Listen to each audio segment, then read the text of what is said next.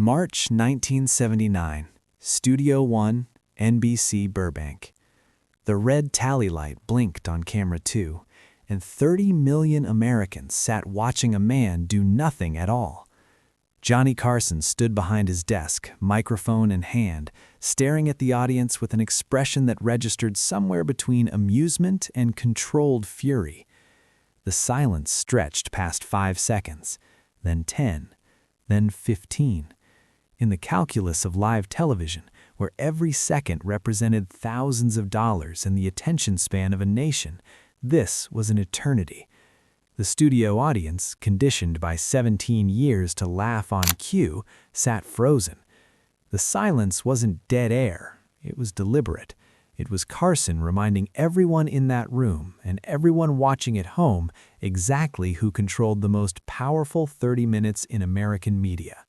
By 1979, The Tonight Show starring Johnny Carson had become something more than entertainment.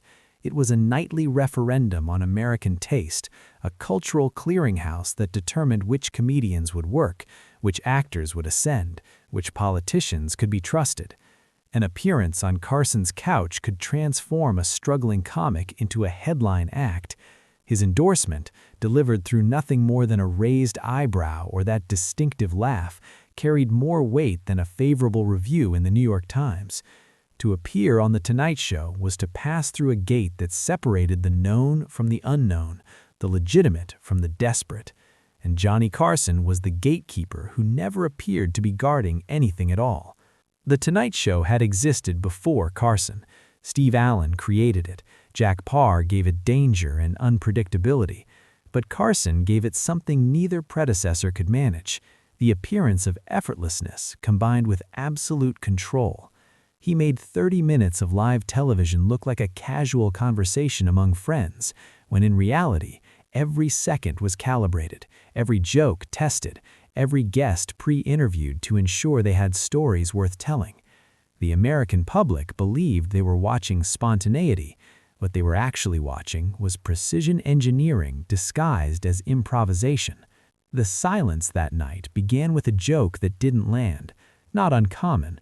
Carson delivered approximately 15 jokes each monologue, and the batting average for laughs in late-night television hovered around 60% on good nights. Professional comedians understood this mathematics. But Carson had developed a secondary skill that separated him from every other performer on television. He was funnier when jokes failed than most comedians were when jokes succeeded.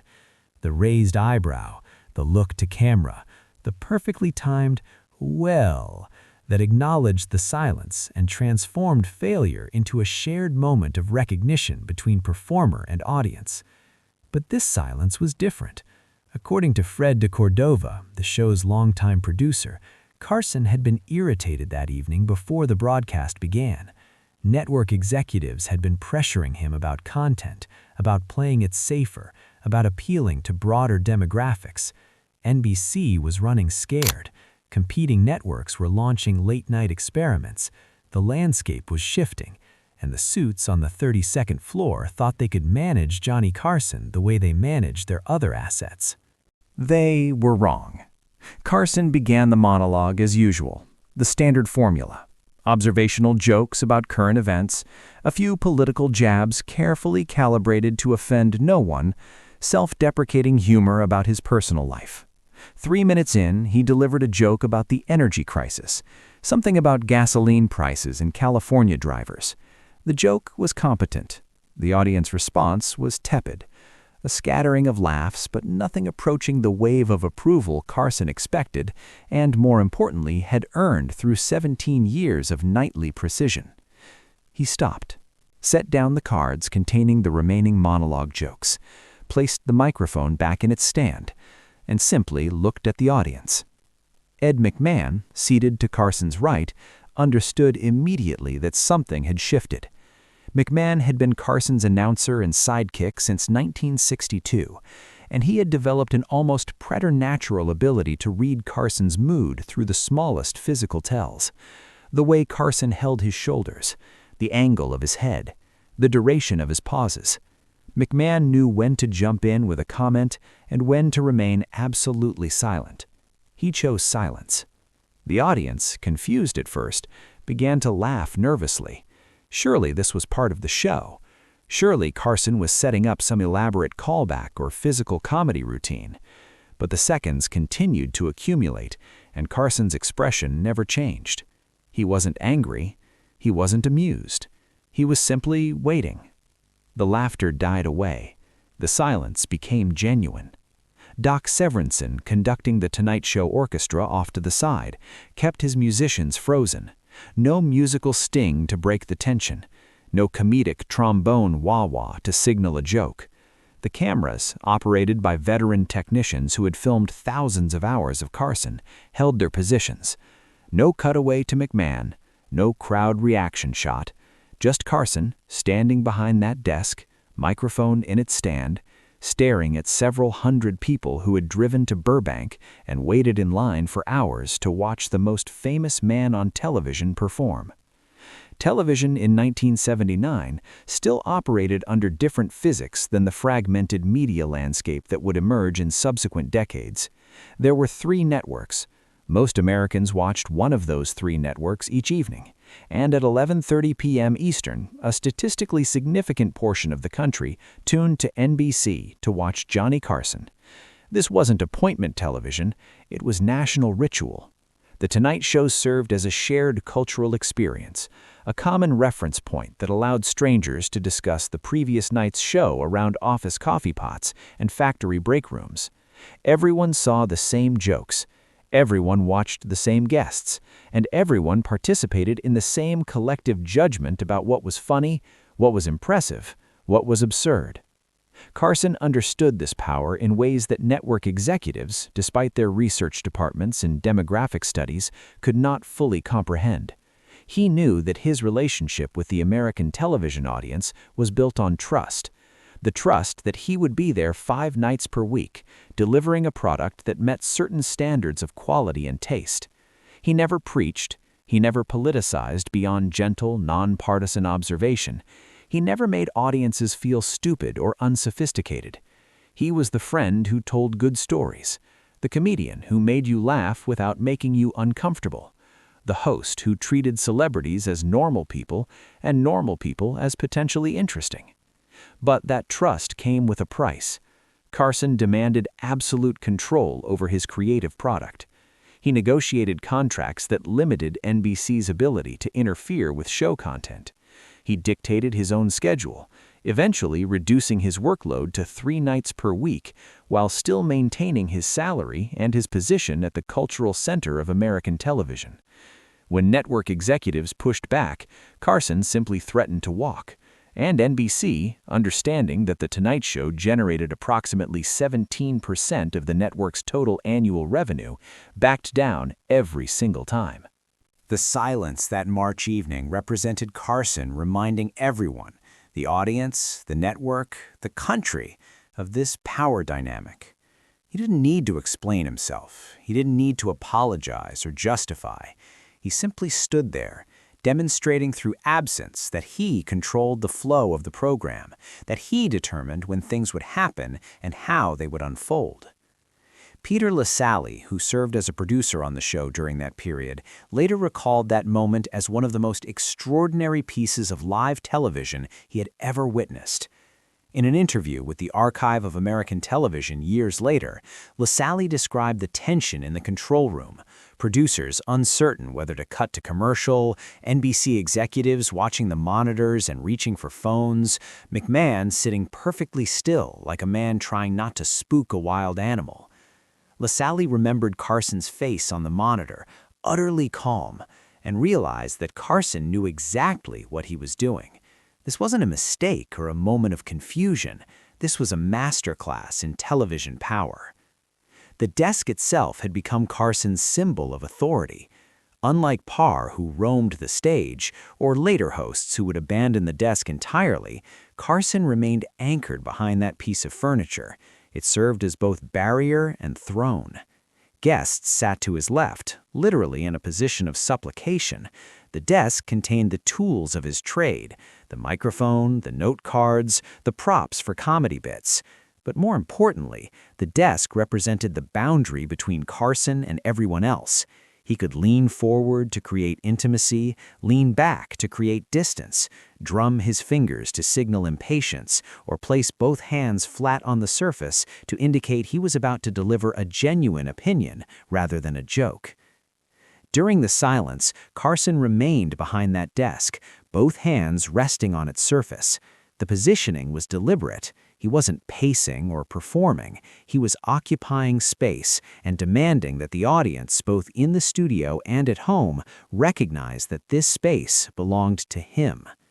30 seconds had elapsed. By television standards, this was a catastrophe. Dead air was the enemy.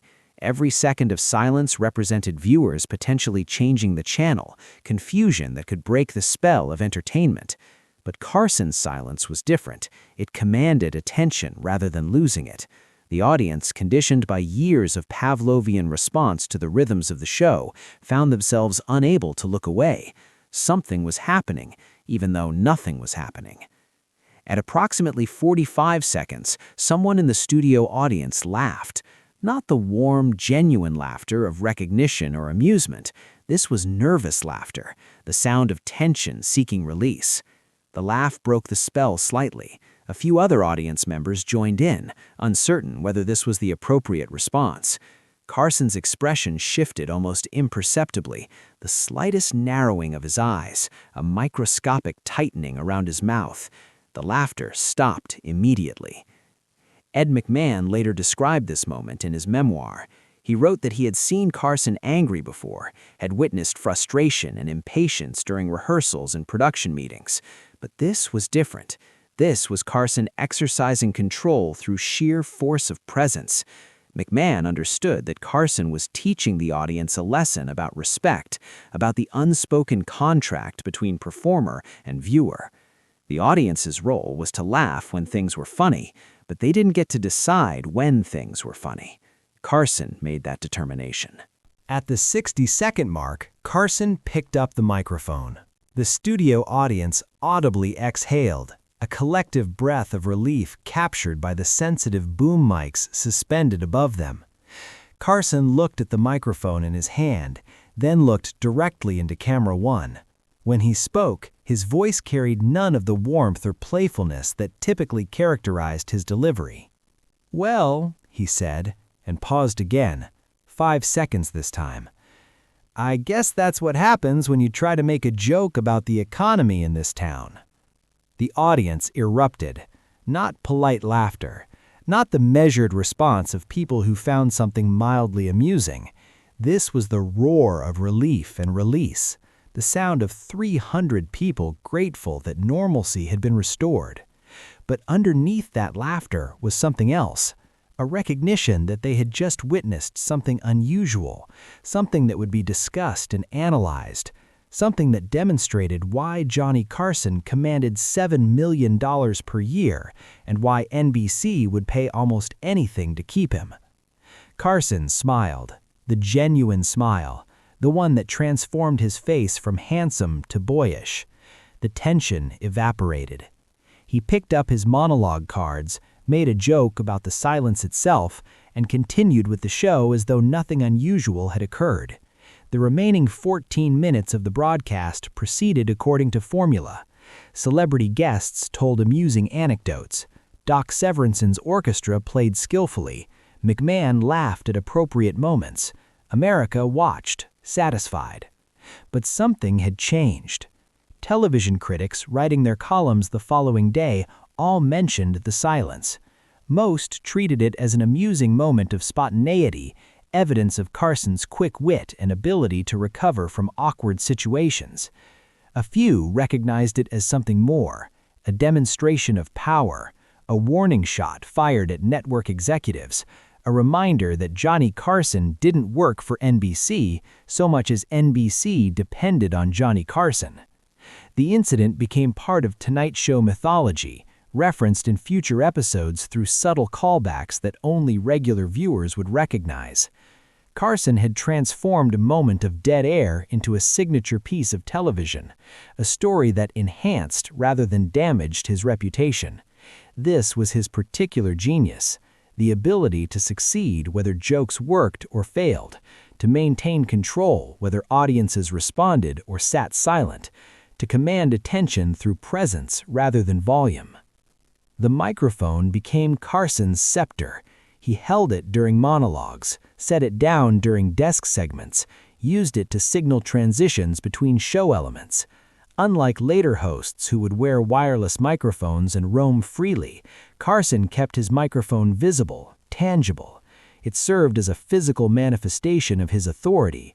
He controlled who spoke, when they spoke, how long they spoke. Guests didn't get their own microphones. They leaned toward Carson's desk microphone when telling stories, physically positioning themselves in relation to his source of power. The silence of March 1979 revealed something about American culture that went beyond television entertainment. The country was struggling through economic uncertainty, political disillusionment following Watergate and Vietnam, and a general sense that the optimism of the post-war period had curdled into something darker and more complicated. Americans watched Johnny Carson because he represented stability, continuity, a connection to a time when things seemed simpler and more manageable.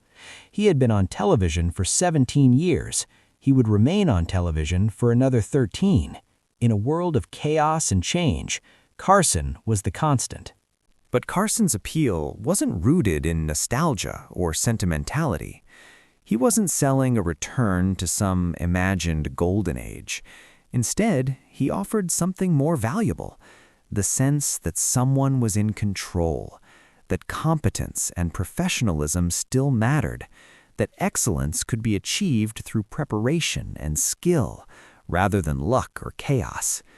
When Carson delivered a monologue, audiences understood they were watching a craftsman practice his craft. When he interviewed guests, they witnessed preparation meeting spontaneity. When he sat silently for a full minute on live television, they recognized that this too was a form of performance, perhaps the most demanding form, requiring absolute confidence and unshakable authority. The networks never fully understood this. They saw ratings and revenue, demographics and market share. They couldn't quantify the relationship between Carson and the American public, couldn't reduce it to data points and trend lines. They only knew that when Carson performed, people watched, and when he threatened to stop performing, the network capitulated to every demand. Carson never publicly discussed the silence of March 1979. He granted few interviews and said even less about his creative process or his relationship with NBC executives. This silence, the refusal to explain or justify, became another form of power. Let others speculate. Let critics analyze. Carson would simply continue doing the show 5 nights per week, then 4, then 3, maintaining his position at the center of American entertainment through sheer excellence and force of will. The moment became a teaching tool for younger comedians studying Carson's technique. Here was a performer so confident in his relationship with the audience that he could afford to give them nothing and trust they would continue watching. Here was a host who understood that attention, once earned, could be wielded as a weapon. Here was a man who recognized that sometimes the most powerful performance involved standing absolutely still and allowing the audience to come to him rather than chasing after them. 20 years later, when Carson finally retired from The Tonight Show in 1992, the silence would be remembered alongside his greatest interviews and his most successful comedy bits.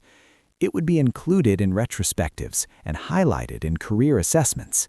Critics would cite it as evidence of Carson's unique understanding of television as a medium, his ability to manipulate time and attention in ways that seemed effortless but required enormous skill. The red tally light on camera 2 remained illuminated throughout that 60-second silence. The light meant the camera was live, transmitting Carson's image to millions of homes across the country. Carson stared into that camera, past the lens, directly at the American people, and dared them to look away. They didn't. They never did. That was his power, earned through 2 decades of nightly appearances, built on a foundation of competence and consistency, maintained through absolute control over his creative product. The applause sign eventually lit up again. The audience clapped and cheered. Doc Severinsen raised his trumpet and played a triumphant little flourish. McMahon laughed that distinctive laugh, the one that signaled everything was right with the world. And Johnny Carson, standing behind his desk, microphone in hand, continued hosting the most important show on television as though nothing unusual had occurred at all.